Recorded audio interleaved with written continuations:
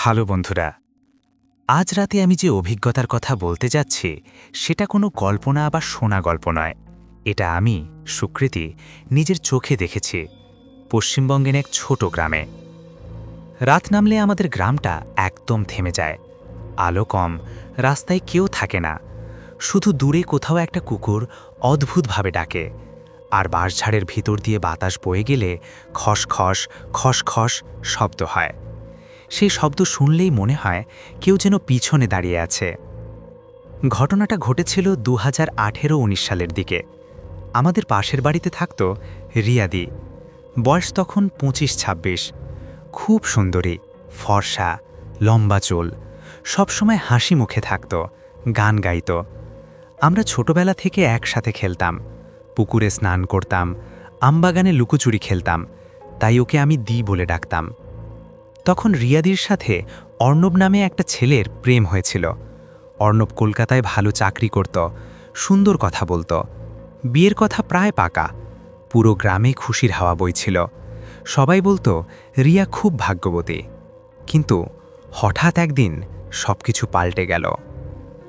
প্রথম লক্ষণটা আমি নিজে দেখেছিলাম এক রাতে। আমি আমাদের ছাদে বসে ফোন করছিলাম। রিয়াদির বাড়ির জানালা দিয়ে হালকা আলো আসছিল। হঠাৎ একটা ভয়ানক চিৎকার ভেসে এলো, যেন কেউ গলা টিপে মারছে। আমি দৌড়ে গিয়ে দরজা ঠেলে ঢুকলাম। দেখি রিয়াদি বিছানায় উঠে বসে আছে। নিজের 2 হাত দিয়ে গলা এত জোরে চেপে ধরেছে যে আঙুলের দাগ পড়ে গেছে। চোখ দুটো পুরো উল্টে গেছে, শুধু সাদা অংশ দেখা যাচ্ছে। মুখ দিয়ে সাদা ফেনা গড়িয়ে পড়ছে, আর গলা দিয়ে বেরোচ্ছে, কে কে ডাকছে আমাকে, ছেড়ে দে, আমাকে ছেড়ে দে। সেই গলাটা রিয়াদির গলা ছিল না, একদম অন্য একটা মেয়ের গলা। ঠান্ডা, ঘৃণায় ভরা, যেন অনেক দূর থেকে আসছে। মা বাবা দুজনে মিলে ওকে ধরে রাখছিলেন, কিন্তু রিয়াদি এত জোরে ছটফট করছিল যে দুজনেরও কষ্ট হচ্ছিল। হাত পা ছুঁড়ছিল, মাথা ঘুরছিল। প্রায় 5-7 মিনিট পর হঠাৎ শান্ত হয়ে আবার ঘুমিয়ে পড়ল, যেন কিছুই হয়নি। পরের দিন সকালে আমি ওকে জিজ্ঞেস করলাম, দি, কাল রাতে কি হয়েছিল? রিয়াদি ফ্যাকাশে মুখে চোখ লাল করে বলল, জানি না সুকৃতি, প্রতি রাতে ঘুমের মধ্যে কেউ আমার কানের একদম কাছে ফিসফিস করে বলে, তুই আমার হবি না, তুই কখনো আমার হবি না, আমি তোকে শেষ করে দেব। আর অর্ণবের সাথে কথা বললে ও হঠাৎ অদ্ভুত রেগে যায়, বলে, তোকে দেখলেই আমার ঘেন্নে করে, আমি নিজেও বুঝতে পারি না কেন এমন হয়। তারপর থেকে রিয়াদির অবস্থা আরও খারাপ হতে লাগল।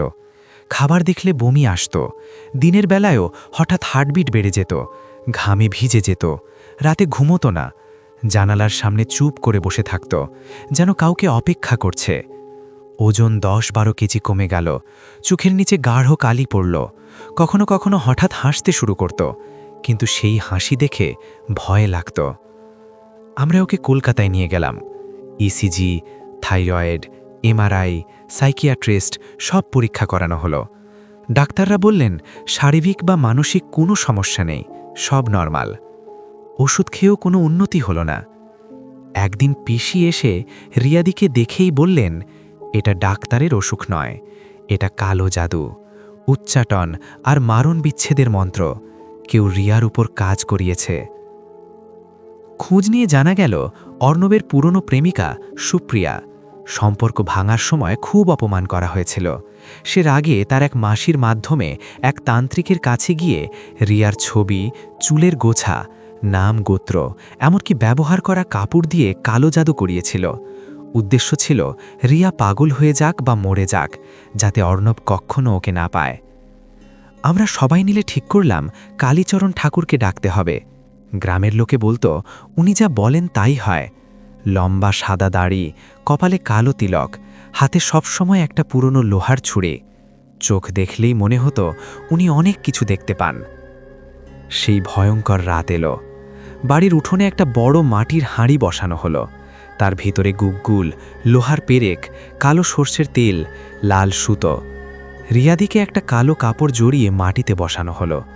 চারপাশে 7টা মাটির প্রদীপ জ্বালানো হলো। আলো কম, ছায়া লম্বা লম্বা পড়ছিল। আমি একটু দূরে দাঁড়িয়ে দেখছিলাম। আমার হার্ট এত জোরে বাজছিল যে নিজের কানে শুনতে পাচ্ছিলাম। হাত পা ঠান্ডা হয়ে গিয়েছিল। কালীচরণ ঠাকুর চোখ বন্ধ করে গভীর ভারী গলায় মন্ত্র পড়তে শুরু করলেন। ওম হ্রিং কালিকায় নমঃ। যে অন্ধকার ছায়া এই মেয়ের শরীরে বেঁধে রাখা হয়েছে, আজ তাকে ছিন্ন করো, পুড়িয়ে দাও। হঠাৎ রিয়াদির শরীরটা প্রচণ্ড জোরে কেঁপে উঠল, চোখ পুরো উল্টে গেল, মুখ দিয়ে ফেনা বেরোতে লাগল, চিৎকার করে উঠল, ছেড়ে দে, আমাকে ছেড়ে দে। সেই গলাটা রিয়াদির গলা ছিল না, একদম অন্য একটা মেয়ের গলা, ঠান্ডা ঘৃণায় ভরা, যেন অনেক দূর থেকে আসছে। কালীচরণ ঠাকুর লোহার ছুরি দিয়ে বাতাস কাটতে লাগলেন। প্রত্যেকবার ছুরি চালানোর সাথে সাথে হাঁড়ি থেকে ঘন কালো ধোঁয়া উঠতে লাগল। সেই ধোঁয়াটা যেন জীবন্ত ছিল। আমি নিজের চোখে দেখলাম ধোঁয়াটা ধীরে ধীরে একটা মেয়ের আকৃতি নিচ্ছে। লম্বা চুল, হাত পা, তারপর যন্ত্রণায় ছটফট করতে করতে ছড়িয়ে যাচ্ছে। বাতাসে পোড়া গন্ধ ছড়িয়ে পড়ল। রিয়াদি মাটিতে গড়াগড়ি খাচ্ছিল, চিৎকার করছিল, কখনো অদ্ভুতভাবে হাসছিল, কখনো কাঁদছিল, কখনো বলছিল, আমি তোকে ভালোবাসতাম, তুই আমাকে ছেড়ে দিলি কেন? পুরোটা চলল প্রায় 7-8 ঘন্টা। আমরা কেউ চোখ বন্ধ করতে পারিনি। ভোরের আলো ফুটতেই রিয়াদি একদম শান্ত হয়ে মাটিতে লুটিয়ে পড়ল, নিস্তেজ কিন্তু শান্ত। পরের দিন সকালে রিয়াদি প্রথম কথা বলল, মা, আমার খুব খিদে পেয়েছে, একটা ভাত খাবো। আমরা সবাই কেঁদে ফেললাম। অনেক দিন পর রিয়াদি স্বাভাবিকভাবে খেল। কয়েক সপ্তাহ পর অর্ণব ফোন করল, কাঁপা কাঁপা গলায় বলল, রিয়া, আমার মাথার ভিতর যেন একটা কালো মেঘ ছিল, এখন সব পরিষ্কার, ক্ষমা করবি? আজ রিয়াদি বিয়ে করে সুখে সংসার করছে, 2টো ছেলে হয়েছে।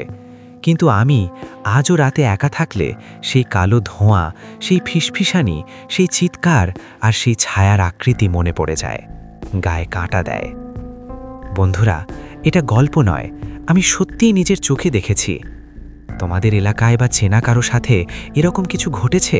কমেন্টে অবশ্যই শেয়ার করো। ভিডিওটা ভালো লাগলে লাইক করো, চ্যানেল সাবস্ক্রাইব করে রাখো। পরের ভিডিওতে আরও ভয়ঙ্কর অভিজ্ঞতা নিয়ে আসব। ভালো থেকো, আর রাতে জানালা দরজা ভালো করে বন্ধ করে শো, নইলে কে জানে কে তোমার কানের কাছে ফিস ফিস করে ডাকছে।